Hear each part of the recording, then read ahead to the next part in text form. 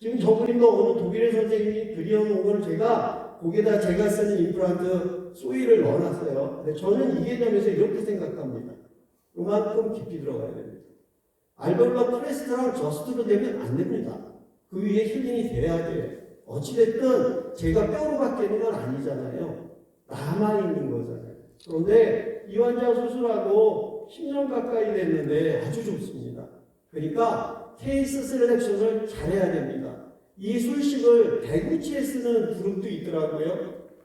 그래서 저는 대구치에 이런 술식을 쓰진 않습니다. 하지만 더 좋은 방법이 있다면 앞으로는 바뀔 수 있어요. 저는 부활과를 전공했기 때문에 수술을 좋아합니다. 저쪽 슬라이드는 인력에서 돈 띄는 겁니다. 국소 마취로 장골에서 제가 뼈를 띄고 뼈를 갖고 올라가면 저희 병원의 전공의 선생님 지금은 훌륭한 강사죠. 장호열 선생님이 슈처하고 있고요. 저는 위에 하고 있습니다. 오른쪽은 저 혼자 수술할 때입니다. 그런데 오른쪽 끝에 가면 위생사가 앉아 있습니다. 뭐 하고 있을까요? 모니터링 하고 있습니다. 이걸 혼자 하려고 그럴 때는 굉장히 능숙해야 합니다. 저는 지금 혼자 하고 있지만 이걸 사진을 찍으려고 주로 만든 겁니다. 모니터링 너무너무 중요합니다. 작년에도 세데이션 때문에 문제가 됐던 환자가 우리나라에 있었는데 일본에도 있었습니다. 그래서 이런 것들을 컨트롤하기 위해서 모니터링이 중요해요. 주로 저는 자가고 이식을 많이 했습니다. 초기에는. 양이 부족할 때 거기다 알로플라스를 썼는데 저는 세라솔이라는 프리카션 포스페이트를 썼었습니다. 하지만 지금은 수입이 안 되죠. 어찌됐든 15mm를 넣었어요. 저렇게 블락다운하고. 자, 보시면 25년 동안 안전하게 있습니다. 잘 좋습니다. 저 환자한테 내가 필요한 건 무엇일까? 그동안 무엇이 바뀌었을까? CT가 바뀌었죠. 지금은 수학과상을 하고 사각동 전용 드릴에 싹 닦은 다음에 본니드가 남아요. 근데 기계를 만들어 파는 분들 중에 본니드가 남는 걸 모르는 분들도 계세요. 그럼 그 회사 거를 우리가 신뢰할 수가 없어지는 거예요. 그러니까 기계를 선택할 때 우리가 이 내용을 명확히 알아야 본니드로 뭐가 되는 걸 확실히 알 수 있죠. 또 위드그라프트, 위드아웃 그라프트도요. 똑같은 얘기입니다. 원칙을 잘 숨겨야 돼요. 저는 이렇게 생각하거든요. 수술을 하는데 내가 수술을 잘해요. 그러면 웬만한 상악골은 본인이 넣는 뼈 이식 갖고 넣으면 몇 달이 걸려서 문제지 충분히 가능해요. 근데 좌측에 있는 것처럼 자가골 이식을 하면 오스테오제네시스 셀이 살아있고요. RHBM 비트를 쓰면 오스테오 인덕션이 되니까 뼈가 잘 만들어지는 거예요. 그래서 미디약 사이트를 굳이 디테치할 필요가 없어요. 내가 안에다 넣는 게 무서운 선생님들은 그걸 디테치하려고 노력하지 말고 RHBM 비트 쓰시거나 자가골을 쓰시면 됩니다. 그러면 치유를 확실히 얻을 수 있다. 이건 제가 생각하는 관점이고요. 1995년에 대학교 1학년 친구가 왔어요. 그 당시에 교종이 굉장히 개업가에서 유행했었어요. 다 뽑게 된 겁니다. 그래서 임플란트를 심었어요. 근데 그때 자가골이 제일 좋을 때라서 자가골 보냈습니다. 그래서 자가골 했고요. 임플란트 길이는 왼쪽이 18mm, 오른쪽이 13mm인데요. 이렇게 해서 진행했어요. 그때는 저 방법밖에 없지만 지금은 뼈를 만드는데 너무너무 좋은 재료들이 많아요. 산타 시스템도 있고 오스 빌더도 있고 또 와이파이도 있고 회사마다 여러 가지 디자인들이 나와 있어요. 정말로 숏 임플란트를 하면서 길게 내니까 이 시스템도 다 없어질까요? 저는 그렇게 생각하지 않아요. 선생님들이 조금만 관심을 갖고 이런 수술을 하실 수 있다 그러면 그 메리트는 환자한테 더 많다고 저는 아직 생각하고 있습니다. 하지만 김소훈 박사님이 저를 자꾸 세뇌를 하다 보면 저도 그쪽으로 갈지 모르겠습니다. 근데 저의 생각은 좀 이견을 갖고 있습니다. 그래서 이렇게 잘 돼서 31년 동안 잘 쓰고 있습니다. 사실 아까 보여드렸던 브레이브도 30년 이상 쓰지 않았습니까? 그러면 우리는 뭐가 달라져야 될까요? 이 임플란트가 중요하지만 옆에 있는 치아들을 왜 뽑을 수밖에 없었을까? 나는 임플란트를 심어도 좋지만 환자한테 내가 관리를 할 때 신경 쓸 것 중에 모자람이 있지 않았을까? 이런 생각을 해보게 됐습니다. 그래서 심은 임플란트가 골륜착이 됐는데 빼게 되는 경우나 내가 심은 임플란트 앞이나 뒤에 치아를 발치하게 됐을 때 우리의 개선은 어디에 있을까 한번 생각해 보고 싶었습니다.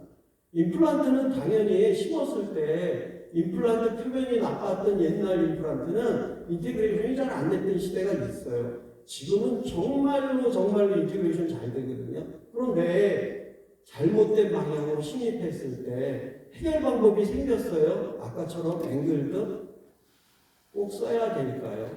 그거 쓰려고 일부러 꺾어 심으시겠습니까? 아니죠. 바로 심는 게 우선이라고 저는 생각합니다. 그리고 안 됐을 때 이런 혜택을 저희가 누릴 수 있지 않나 이렇게 생각을 합니다. 그래서 실제로 임플란트는 수술 방법도 좋아졌고 재료도 좋아졌는데 내 주위에는 실패하고 있는 분들이 많다는 겁니다. 그분들의 이유를 들어보면 개념적으로 아까 말씀드렸던 브랜막, 슈레더, 슈리가 했던 오스의 인테그레이션 개념부터 머릿속에 조금 가두시면 좋겠다 하는 생각을 갖게 됐고요. 또 임플란트 표면은 정말로 좋아지게 바뀌었습니다. 그리고 저희가 치유를 보는 환자도 옛날보다 한국에 살고 있는 분들은 영양 상태가 굉장히 좋아졌습니다. 그렇지만 편향적 영양을 가지신 분들이 많아서 문제 있는 분들도 있어요. 또 우리 박원희 교수님도 연구하셨었지만 플라즈마나 UV 라이트를 쪼여서 덴탈 에이징, 임플란트 에이징을 해결하는 방법 우리 많은 회사에서 기구가 나옵니다. 하지만 그 지속 시간은 얼마 될까? 이 대목이 남습니다. 그래서 그것도 우리가 알아야 돼요. 그런데 제가 지금 말씀드리고 싶은 중요한 것은 면역과 칼슘 밸런스는 어떨까? 비타민 D를 치과 의사가 준다 그러면 그거는 이상하다고 생각하시는 분들이 그렇지 않습니다. 비타민 D의 농도가 인테그레이션 레이트에 영향을 주는 논문들은 많이 보고가 되어 있습니다. 그래서 비타민 D를 제일 잘할 수 있는 사람이 치과 의사입니다. 이유는 엉뚱하죠? 메디컬 선생님이 그거 공부할 시간이 없어요. 그냥 주사만 놓으면 되세요. 정말입니다. 그래서 저는 비타민 D를 갖고 치과 의사인데 히든힐을 케어합니다. 믿기시나요? 깜짝 놀랐습니다. 저도. 환자의 사고체 투과율이 6.4로 6.0을 내려가면 투석 위험이 있는 환자인데 비타민 D가 남아서 고쳤더니 나중에 7.0으로 올라갔습니다. 비타민 D가 300가지 이상의 기능이 있기 때문에 내가 경험하고 있구나. 제가 목표를 해서 한 게 아니에요. 하다 보니까 이루어지는 거예요. 그래서 그런 일을 하고 있습니다. 그게 몸의 호메오스타시스입니다. 그래서 임플란트가 성공했다. 붙지 않았다. 이 시대가 지나서 성공했는데 어떻게 갈 거야? 마지막 보험 리접션은 당연히 일어나. 왜 당연히라고 생각하게 됐을까요? 앞에 본 분이 그러니까요. 근데 환자의 미토가 튼튼하면 리접션이 안 옵니다. 비타민 D 가지고 논문이 있어요. 마지날본 리접션에 대한 반대 논문도 있습니다. 또 전부 망가진 건 왜 망가지느냐 하는 거예요. 제 환자 중에도 있어요. 요즘에 자가면 질환 환자가 많잖아요. 자가면 질환은 갑자기 임플란트가 빠질 정도가 돼서 병원에 오십니다. 그리고 우리의 대처는 어떻게 해야 될까? 이런 내용이 저희가 보는 거라고 생각해요. 다시 나왔습니다. 이분들의 개념은 없어지지 않습니다. 저희한테 가르침을 주신 김홍기 박사님이나 양재호 교수님의 준 가르침은 변함이 없어요. 똑같이 있어요. 거기에 우리가 만들어가는 겁니다. 그래서 임뮤 오스테오 인테그레이션이라는 얘기를 하고요. 저는 여기다가 하나 더 나가서 이제는 메타볼릭 오스테오 인테그레이션이라는 겁니다.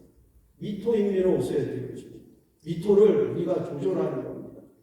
임플란트가 박히면 임플란트가 들어가면 하나 세포가 아니라 단핵구, 호중구가 작용합니다. 단핵구는 환경에 따라서 수지상 세포로 바뀌기도 하고 마크로페이지 1, 2로 바뀌기도 하는 거예요. 이 조절을 우리가 할 수 있는 게 에피제네틱 모듈레이션입니다. 후생 유전학입니다.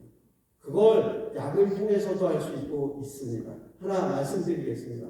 서페이스 텍션은 우리는 러프니스 하는데요. 그게 에피제네틱 모디피케이션의 모듈레이션의 1번입니다. 임플란트 표면을 바꿔줬기 때문에 조골세포가 분화하고 증식하고 말씀드렸던 그 내용을 제가 지금 얘기를 드린 겁니다. 그래서 결국은 T세포까지 다 작용하는 거예요. T 레그셀로 작년에 노벨 의학상이 수상됐습니다. 1999년에 한 논문입니다. 그런데 그걸로 노벨상을 받으셨어요. 그런데 T레그하고 TH17하고 TH1은 저희가 컨트롤할 수 있을까요? 없을까요? 있습니다. 치과 의사가 할 수 있는 일입니다. 자, 고리 시계가 들어갑니다. 동일합니다. 면역 반응은 동일하게 일어나는데 골 이식제는 저희가 컨덕션 매터리얼을 주로 사용합니다.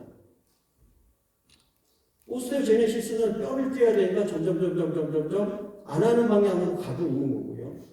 그 다음에 인덕션은 알로플라스트의 일부만 가지고 있지 선생님들이 지금 쓰고 있는 디카를 안 한 것은 디미neralize를 안 한 것은 인덕션이 없습니다. 그럼 인덕션 있는 재료는 우선 BMP밖에 없다.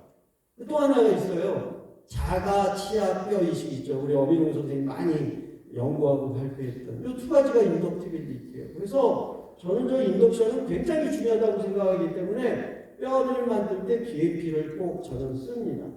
그런데 한국의 임플란트 회사에서 바이오티브 LCR이라는 걸 만들었어요. 이분들이 선전할 때 이렇게 했어요. 동종골과 유사한 결과를 가져오는. 그래서 제가 자료를 요청한다면 이거 보다가 이게 어떻게 동종골하고 유사하냐? 동종골보다 더 좋은데. 하고 얘기를 하게 됐습니다. 관심 갖고 써주시고 관심 갖고 확인해 보시기 바랍니다. 이유는 이겁니다. 동종골은 칼슘 이온이 방출됩니다. 그런데 인산이나 마그네슘은 슬라이드에 보이는 것처럼 LCR에서만 우수히 나옵니다. 여기 동종골 같이 나오거든요. 인산하고 마그네슘이 주는 역할이 큽니다. 저희가 럼스2는 치과 의사들이 이제 많이 합니다. 럼스2가 돼야 뼈가 만들어져. 내 럼스2는요, 미네랄리제이션의 밑단계입니다. 오스테릭스가 돼야 돼요. 이게 유전자 시작 스위치입니다. 조절 스위치입니다. 그걸 조절할 때 인산하고 마그네슘이 훨씬 발전이 좋은 거예요. 이분들이 이걸 알고 만들었는지 모르고 만들었는지 전 몰라요. 근데 받은 자료를 쭉 분석하다 보니까 이건 LCR이 아니야. 이름 바꾸셔야 돼. 제가 회장님한테도 문자 썼어요. 이렇게 좋은 재료를 왜 더 적극적으로 못 팔고 있느냐. 그리고 얘기를 했는데 너무너무 좋다고 생각합니다. 어떤 선생님이 한 실험이에요. 왼쪽 거 보시면 LCR인데 리메이닝 몸 파트들이 거의 없잖아요. 알로플라스 바이피직 이렇게 많이 남거든요. 바이오스도 남거든요. 그러면 이것을 어떻게 임상했을까 하는 건 선생님들이 결정하셔야 돼요. 여기까지 내용이 대부분 재료에 대한 임플란트에 대한 얘기고요. 이제부터 말씀드리고 싶은 건 이거예요. 제가 1991년에 공부를 마치고 이제 93년 귀국한 다음에 93년에 일본 학회에 갔는데 거기서 랑클이 어떻고 랑크가 어떻고 오스테오프로테게닌이 어떻고 이런 얘기를 듣고서는 저게 뭐지? 한참 고민했던 시대가 있습니다. 근데 그때 얘기하던 게 셀에 관련된 거예요. 세포, 조골세포, 파골세포. 근데 우리가 다루는 뼈는 그게 아니에요. 네트워킹이에요. 피를 타고 들어가서 성장 요소도 있고 사이토카인도 있고 세포도 물론 있고 조골세포도 있고 파골세포도 있지만 면역세포도 있단 말이에요. 얘네들이 네트워킹 돼서 하는 게 임플란트 심은 곳에 일어나는 뼈의 변화입니다. 그래서 이것을 조절할 필요가 있다면 우리가 해야 하악골, 상악골의 임플란트는 롱지비티가 있는 임플란트로 유지되는 겁니다. 제가 40년 심었더라고요. 제 환자 중에 30년 쓴 환자도 있고 20년 쓴 환자도 있습니다. 차이를 몰랐어요. 내가 이분의 명량, 면역을 컨트롤했었어야 되는 거예요. 그래서 지금은 연세 드신 분들은 되게 컨트롤합니다. 자, 실패된 케이스는 왼쪽에 있는 거 우리가 많이 알고 있는 거예요. 오른쪽 거는 별로 생각을 안 가져봤던 거예요. 근데 이제부터는 차후에는 우리가 가져야 되는 관심입니다. 그리고 현재 우리가 이 중에 할 수 있는 것도 있습니다. 결국 네트워크 시스템이니까 전부 같이 돌아가야 돼요. 제가 시간이 있어서 빨리 좀 가겠습니다. 그래서 치과계에는 지금 PDRN 그리고 태반주사 라이레이라고 합니다. RHBMP2 바이오티브 머테리얼이 이 세 가지가 있습니다. 그런데 뼈를 만드는 데는 무조건 퍼스트 초이스는 RHBMP2가 확실합니다. 그건 많은 논문에서 증명되어 있습니다. 왜 하나를 가지고 올마이티를 하려고 생각을 꼭 해야 될까요? 저는 골고루 쓴다고 생각해요. 플라센타, 라인액은요, 엄마가 아기를 출산했을 때 3kg 가까이 되는 게 500g이 남았어요. 그 안에 각종 그로스세타, 비타민, 미네랄이 들어있어요. 그래서 얘는요, 외인성 영양제예요. 그런데 PDR에는 내인성이에요. 들어가서 아데노신 리셉터에 작용을 있잖아요. 그리고 거기서부터 만들어야 되잖아요. 그럼 이 개념을 생각하면 처음에는 태반 넣고 두 번째는 PDR에 넣고 이렇게 번갈아 가면 좋겠다. 아니야, 이건 PDR에만 좋아. 아니야, 이건 태반이 좋아. 이런 결정은 선생님들이 학문적 지식으로 하는 거지 누구한테 들어서 하는 건 아니라고 저는 생각을 합니다. 그래서 두 개 다 좋습니다. 근데 저는 뼈를 만들 때 그래요. 이분은 대학교의 식품영양학과 교수님인데 정년퇴임을 하신 거예요. 왼쪽 2021년에 저희 병원에 오셨을 거예요. 근데 저게 10년 이상 사용하신 임플란트예요. 뼈가 조금 레디오루센타네. 그래도 뭐 불편한 거 없으시죠? 근데 교수님 혹시 여기 조금이라도 아픈 느낌이 있으면 저한테 알려주셔야 돼요. 그랬어요. 1년 4개월 있다가 원장, 나 여기 조금 시큰한 느낌이 있어. 그러세요? CT 한번 찍어볼게요. CT 찍었더니 CT에서 그쪽에